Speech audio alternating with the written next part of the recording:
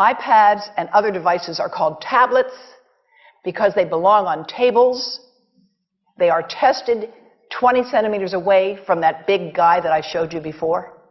20 centimeters away. They are not approved to be held in the laps of little children, although millions of kids are having them now in schools because the people involved in educational technology and those involved in public health research are not talking to one another.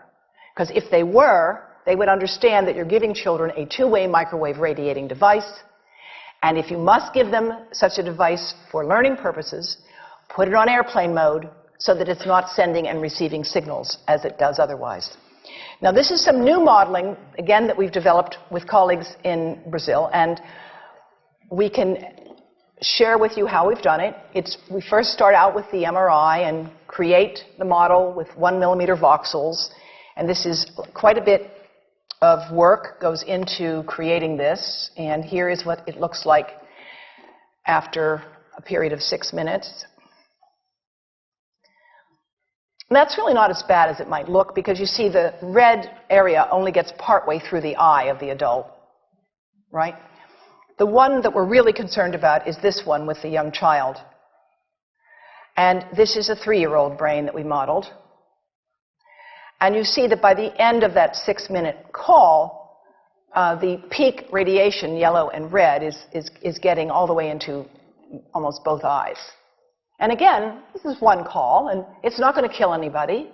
It may not cause any biological effect whatsoever for 1 call or 2 calls or 3 calls.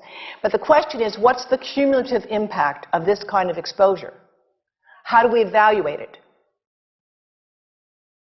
And I want to show you an example of some of the work that we are doing now that I'm releasing here for the first time.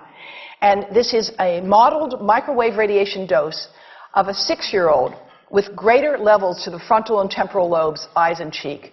And watch this here. Now, yellow, white, and red are the hottest, all right?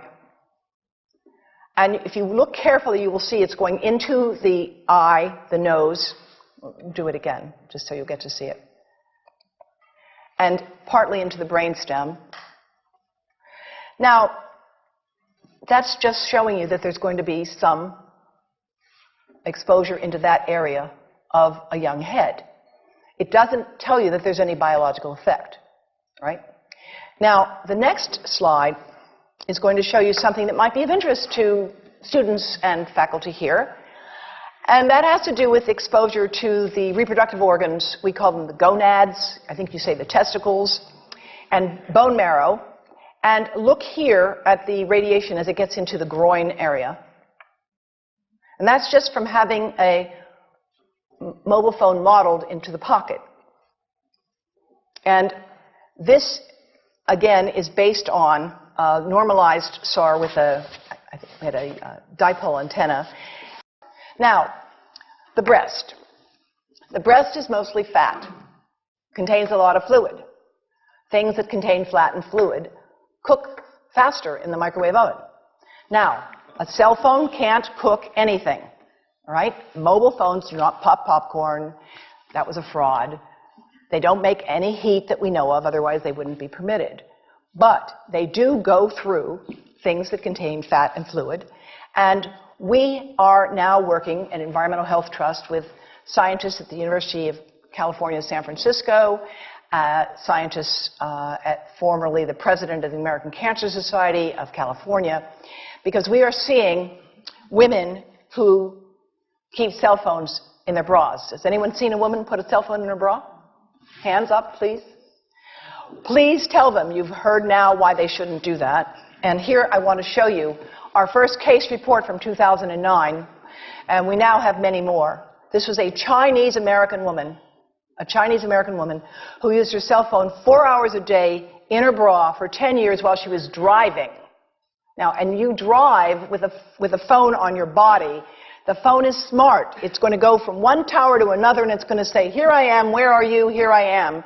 And it's going to be going to max power each time it moves from one cell tower to another. And there it was right next to her chest. And the tumors that developed right under the antenna of the phone. unusual tumors. But in the meantime, people have a right to know how you can minimize exposure. And again, I think this information is available on our website, will be available on yours. Remember, if you have to give a phone to a child, put it on airplane mode.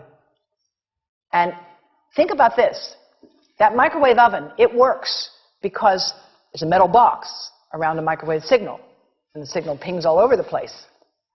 Next time you get into an elevator or a train for any length of time, put your phone on airplane mode.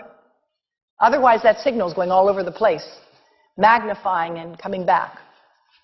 Keep the mobile phone away from you when it's on and you are asleep. Now, it takes a village to do a lot of things. These are some of the people whose materials I've used today with their permission, and I can't read this list to you, but I want you to know that I feel really honored to be working with some of the most talented people in the world on this issue. And they have given me permission to share these materials with you. And I leave you with this thought from Albert Einstein. The world is not dangerous because of those who do harm, but because of those who look at it without doing anything. So, thank you.